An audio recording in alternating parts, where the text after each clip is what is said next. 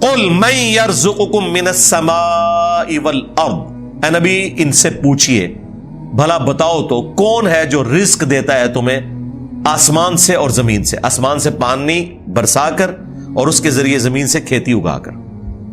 یہ اس زمانے میں بھی لوگوں کو پتا تھا کہ یہ کوئی بزرگ بابا نہیں بارش برسا سکتا، آج بھی لوگوں کو پتا ہے کوئی نہیں برسا۔ دیکھیں جب بارش نہیں ہوتی سارے بابے فیل ہو جاتے ہیں، ہاں ڈیم خالی ہو جاتے ہیں، بابے فیل ہو جاتے ہیں، وہ اللہ کی مرضی بارش دے نہ یہ دے۔ امن یملک السمع والابصار، بھلا بتاؤ کہ کون ہے مالک ہے جو کان اور آنکھوں کا۔ اللہ نے کان بھی بنائے آنکھیں بھی بنائی، کوئی اور مالک ہو ہی نہیں سکتا۔ اچھا مجھے بتائیں، یہ بزرگ جب ڈھورے ہوتے ہیں وہ بھی ڈیوائسز لگواتے ہیں، ہاں ان کی آنکھیں جب کمزور ہوتی ہیں کیا انہوں نے اینکیں نہیں لگائی ہوئی؟ جتنے یہ غوث وقت ہے نا اس وقت سب کی اینکیں لگی ہوئی ہیں۔ ہاں الیاس قادری صاحب بھی جب انہوں نے کچھ پڑھنا ہوتا ہے نا وہ کہتے ہیں مجدد بھی ہیں اور غوث وقت بھی ہیں اس وقت بریلویوں کے، اینک لگاتے ہیں۔ کیوں لگاتے ہو اینک؟ تم تو دلوں کے بھی چھپے ہوئے راز جانتے ہو، سامنے چیز آئی ہوئی نہیں پڑھ سکتے۔ ابھی تو انجینئر صاحب نے اپنا فارمولہ نہیں رکھا میکینیکل انجینئرنگ کا، مشین ڈیزائن کا۔ تم جو اردو میں لکھی ہوئی باتیں ہیں وہ بھی انگریز کی بنائی ہوئی اینک کے بغیر نہیں پڑھ سکتے۔ ہمیں تو کل تک کہتے تھے جی اگر انگریز ہوا میں اڑ سکتا ہے تو بابا کو نہیں اڑ سکتا۔ انگریز نے تو اڑ کے دستا ہے جہاز بہ کے، بابا بھی اڑ کے دسے، مان لے مانگے۔ تو انگریزوں کی بنائی ہوئی اینکیں لگا کے تم لوگ وہ چیزیں پڑھتے ہو تو ظاہر ہے تم تو مالک نہیں ہو ان آنکھوں کے۔ آج تک کسی بزرگ نے اپنی آنکھیں کمزور ہونے سے روکی ہیں؟ کوئی شخص اپنے بڑھاپے کو ٹال سکتا ہے؟ کوئی پیغمبر بھی نہیں ٹال سکتا اپنے بڑھاپے کو۔ بال سفید ہوئے تو ہو گئے، نظر کمزور ہوئی ہے تو ہو گئی ہے۔ تو یہ چیز ہے، اللہ تعالیٰ فرماتا ہے کہ پوچھ ان سے اے نبی صلی اللہ علیہ وآلہ وسلم کون مالک ہے کان کا اور آنکھوں کا۔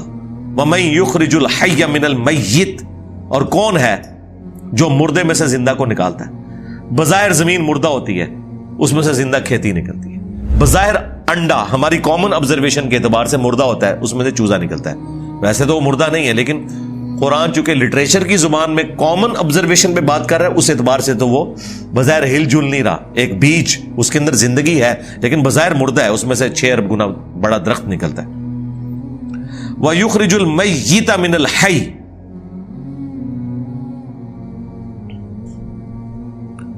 اور مردہ کو نکالتا ہے زندہ سے، زندہ میں سے مردہ بھی نکلتا ہے۔ یعنی مرغی انڈا دیتی ہے، بظاہر یہ بات ہو رہی ہے، میں سائنٹیفک لینگویج میں بات نہیں کر رہا، لٹریچر کی زبان میں بات کر رہا ہوں۔ زندہ درخت میں سے، اور وہ بھی زندگی اب سائنس ہمیں بتا رہی ہے۔ قرآن تو پہلے ہی کہہ رہا تھا کہ درخت زندہ ہے، کھیتیاں زندہ ہیں، لیکن اب ہمیں سائنس بتا رہی ہے ان کی فیلنگز ہیں، باقاعدہ یہ خوش بھی ہوتی ہیں ناراض بھی ہوتی ہیں، پھول مرجھا بھی جاتے ہیں، ان کے اوپر بھی کیفیات طاری ہوتی ہے۔ تو آپ دیکھیں اسی میں سے وہ بیج نکلتا ہے، وہ بیج آپ بوتے ہیں، ایک اور درخت نکل آتا ہے، ایک اور کھیتی نکل آتی ہے۔ وَمَن يُدَبِّرُ الْأَمْرَ، اور کون ہے جو سارے کاموں کی تدبیر فرماتا ہے؟ ظاہر ہے جی بزرگوں کو تو پتہ ہی نہیں، اور جن بزرگوں کو سورج کے سائز کا ہی نہیں پتا وہ سورج کو کیسے کنٹرول کر سکتے ہیں؟ اور سورجوں کی تعداد بھی نہیں پتا، ان بیچاروں نے یہی سورج دیکھا ہوا ہے۔ یہ تو سائنس بتا رہی ہے نا، صرف ملکی وے گلیکسی میں 300 ارب سورج ہے ایک گلیکسی کے اندر، اور اس طرح کی 250 ارب گلیکسیز اور ہیں۔ بزرگوں تو پتہ ہی نہیں تھا۔ آپ لاکھ کہتے رہے کہ وہ شاہ شمس تبریز نے بوٹی پون لی سی، دادا کرو، کہانیاں ان کی سنیں۔ فَسَيَقُولُونَ اللَّهُ، تو یہ انقریب کہیں گے اللہ ہی کرتا ہے۔ یہ دیکھو مشرکین عرب بھی بتوں کو ساتھ شریک ٹھہراتے ہوئے بھی کہتے تھے نہیں اے کام نہیں بت کر سکتے، یہ وڈا ہی اللہ کرتا ہے۔ اور یہاں کہہ رہے ہیں بزرگوں کی ڈیوٹیاں لگی ہوئی ہیں، اندازہ کریں۔ فَقُلْ أَفَلَا تَتَّقُونَ، تو اے نبی ان سے فرماؤ کہ کیا تم ڈرتے نہیں ہو اس شرک کے کام سے؟ اندازہ کریں مشرکین عرب اللہ کو مانتے تھے لیکن اس کے ساتھ شریک ٹھہراتے تھے۔ ہمیں بتایا گیا ہے کہ جی یہ قرآن کافروں کے بارے میں نازل ہوا ہے جو اللہ کو نہیں مانتے تھے، تاکہ آپ کا خیال ہی اس طرف نہ جائے کہ آپ کے بابوں کے بارے میں بھی ان کے ماننے والوں نے وہ عقیدے رکھے ہوئے ہیں جو مشرکین عرب نے اپنے ان بتوں کے ساتھ رکھے تھے، سوائے ایک فرق ہے کہ وہ انہیں چھوٹا آلیہ کہتے تھے. یہ آلیہ نہیں کہتے، اللہ کے بندے کہتے ہیں. ادروائز باقی ساری چیزیں وہی ہیں. اللہ کے نیک بندوں کے نام کے اوپر، فرشتوں کے ناموں کے اوپر انہوں نے بت کھڑے کیے ہوئے تھے. کام آگے یہ وہی کر رہے ہیں، لیکن وہ ایک فرق جو ہے نا وہ اس کو اتنا اجاگر کرتے ہیں کہ نہیں جی وہ تو ان کو چھوٹا معبود مانتے تھے، ہم اپنے ان بزرگوں کو معبود نہیں مانتے. تو اس کا جواب پھر میں نے دیا تھا سورۃ المائدہ کی آیت نمبر 75 میں. اللہ تعالیٰ نے جیزس کرائسٹ عیسیٰ ابن مریم ان کی ماں کی مثال دے کے کہا ہے کہ ایسی ہستیوں کو پوجتے ہو جو نہ تمہارے نقصان کے مالک ہیں نہ نفع کے.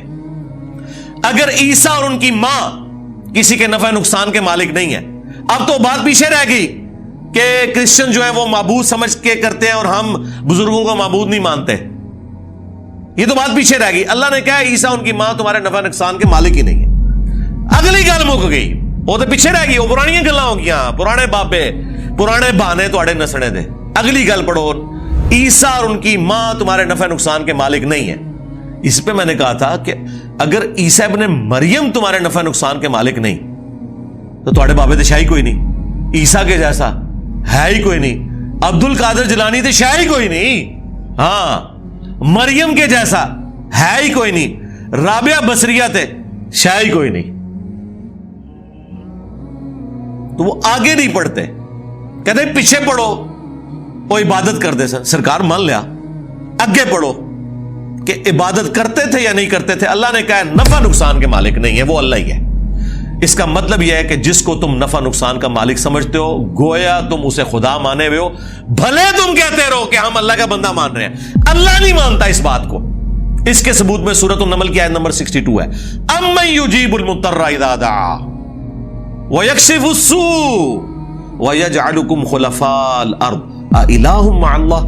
بھلا بتاؤ تو کون ہے جو مصیبت اور پریشانی میں گھرے ہوئے شخص کی فریاد کو سنتا ہے اور اس سے اس کی تکلیف کو دور کر دیتا ہے اور تمہیں زمین پر اگلوں کا خلیفہ کرتا ہے.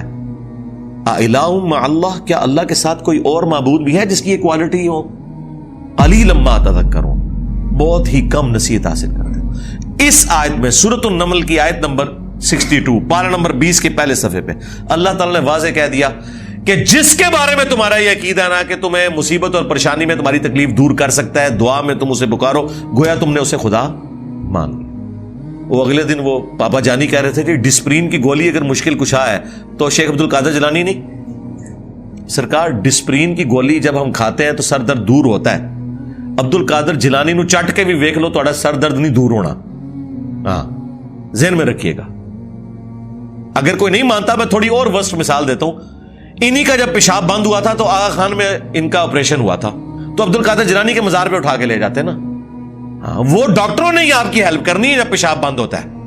ایون عبد القادر جیلانی کا بھی پیشاب بند ہونا وہ بھی ڈاکٹر ہی علاج کرے گا، خود کوئی اپنا علاج نہیں کر سکتا. سیدھی سی بات ہے.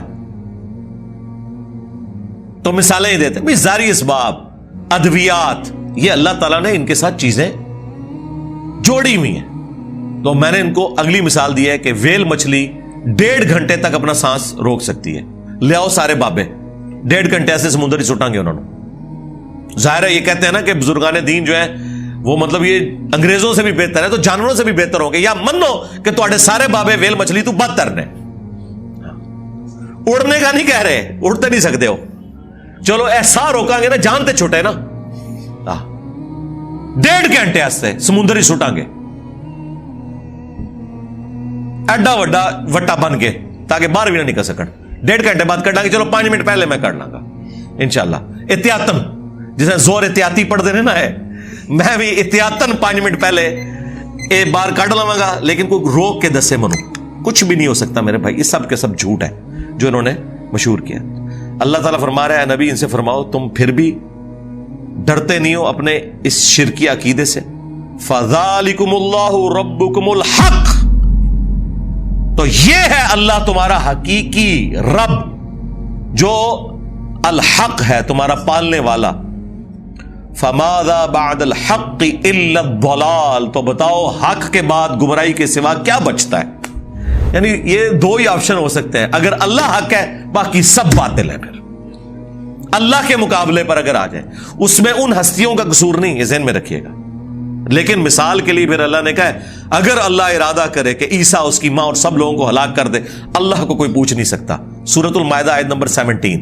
اب کوئی اللہ کو یہ سمجھائے گا کہ یا اللہ عیسیٰ کا رگڑا کیوں نکالا نعوذ باللہ ان کی نظر میں؟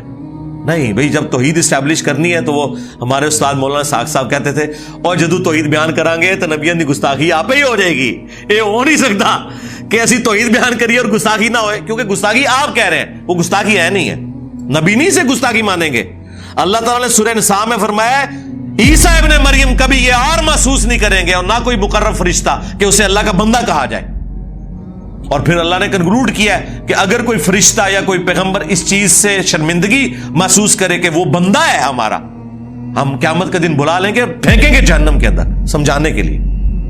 اللہ تعالیٰ تو بالکل نہ اس کا کوئی پیغمبر رشتہ دار ہے نہ کوئی فرشتہ رشتہ دار ہے، سب کے سب اس کے بندے ہیں.